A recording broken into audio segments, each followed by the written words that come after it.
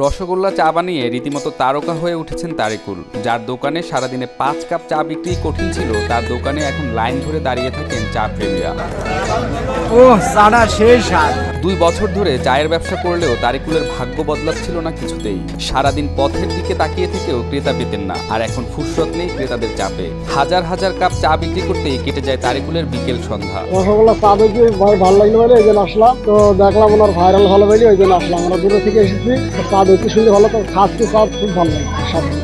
সচরাচর খ্যাতির তুঙ্গে থাকা এসব চায়ের রেসিপি গোপন রাখা হলেও তারিকুলের এই স্পেশাল চায়ের কোনো গোপন রেসিপি নেই। স্বাভাবিক নিয়মে তরল দুধ দিয়ে চা বানিয়ে তার মধ্যে দুধের স্বর আর শিরা সহ আস্ত রসগোল্লা দিলেই তৈরি হয় তারিকুলের বিখ্যাত রসগোল্লা চা। মাত্র 30 টাকার বিনিময়ে বিক্রি করেন এই রসগোল্লা চা। যেভাবে শুনলাম ঠিক সেইভাবেই অনেক সুস্বাদু, অনেক খেতে ভালো লাগছে। একদিন হঠাৎ করেই তারিকুলের মাথায় আসে সম্পূর্ণ ভিন্ন স্বাদের এই রসগোল্লা চা বানানোর চিন্তা। স্বাদ পাস না ভেবে রসগোল্লা চা বানিয়ে পরিচিতদের খাওয়াতেই ভালো সাড়া পড়ে যায়। অল্প দিনেই মানুষের মুখে মুখে এই চায়ের সুনাম ছড়িয়ে পড়ে গোটা এলাকায়। আমরা একসাথে দুজনে গল্প করছিলাম, তার সাথে গলা কাগলাম যে কাজ করা যাক, আমরা আজকে রসগোল্লা চা বানিয়ে খাবো। তো সে বললো যে আচ্ছা ঠিক আছে, তাহলে রসগোল্লা চা বানাও, তাহলে আমরা খাবো। দিয়ে রসগোল্লা চা বানালাম, সেও খেয়েছে, আমিও খেয়েছি, আমার আশপাশের দোকানদারও খেয়েছে, সবাই সাড়া দিয়েছে, বললো যে হ্যাঁ তুমি করো, এই কাজটা করো, তুমি লাভবান হতে পারবে। আমি তাই সে থেকে শুরু করেছি আর কি।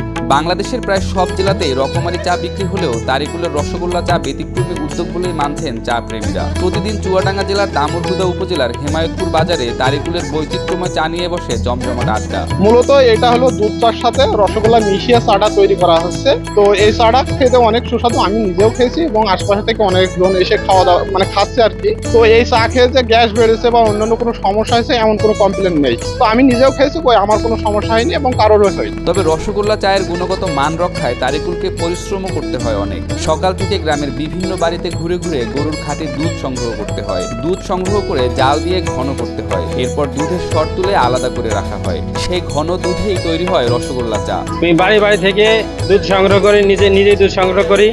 এখানে এসে দুধটা সেকি, আগে সেকার পরে তারপরে জাল দেওয়ার পরে দুধটা ঘন হয়, লাল হয়, স্বর বসে।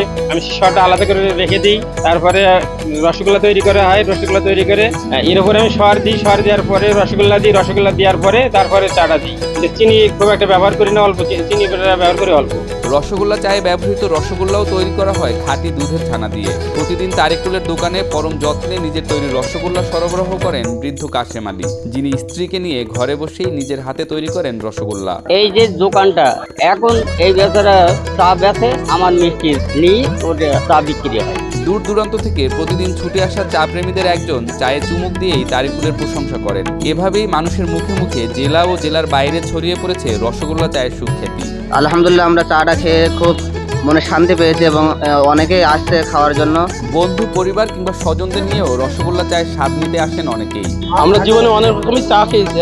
এই শুনলাম মিষ্টি দিয়ে চা বানানো, এর শুনে আমরা অনেক দূর দূরান্ত থেকে বন্ধু বান্ধব নিয়ে এই চা খেতে আসলাম। আসলে চাটা খেতে খুবই মজা, খুব সুস্বাদু। রসগোল্লা চা বদলে দিয়েছে তারিকুলের ভাগ্য। এখন তার মাসে বিক্রি হচ্ছে প্রায় 1.5 লাখ টাকার চা। আমার এখানে 100 থেকে 150 কাপ মতন চা বিক্রি হচ্ছে। আমি মূলত চা বিক্রি করছি 30 টাকা করে। আর আমার এখানে আয় আসছে 1 থেকে 20 হাজার টাকার মতন আয় আসছে এখান থেকে। সামাজিক যোগাযোগ মাধ্যমেও ছড়িয়ে পড়েছে দামুড়হুদার রসগোল্লা চায়ের খ্যাতি, যে কারণে দিন দিন ভিড় আরও বাড়ছে। ক্রেতাদের মুখে নিজের তৈরি রসগোল্লা চায়ের সুনাম শুনে দারুণ তৃপ্তি পান তারিকুল। ভিন্ন স্বাদের এই চা পান করে তারিকুলের প্রশংসা করতে কোনো কার্পণ্য করেন না কেউ।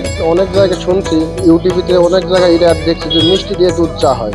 এইটা আমাদের অনেক দিন থেকে আগ্রহ, অনেক দূর দূরান্ত থেকে আমরা এসেছি এখানে চা খাওয়ার জন্য। বন্ধু বান্ধব সবাই মিলে মিশে এসেছি, খুব ভালো লাগলো ভাই। অনেকটা সময় পার করলাম, দুধ চাটা খুব ভালো।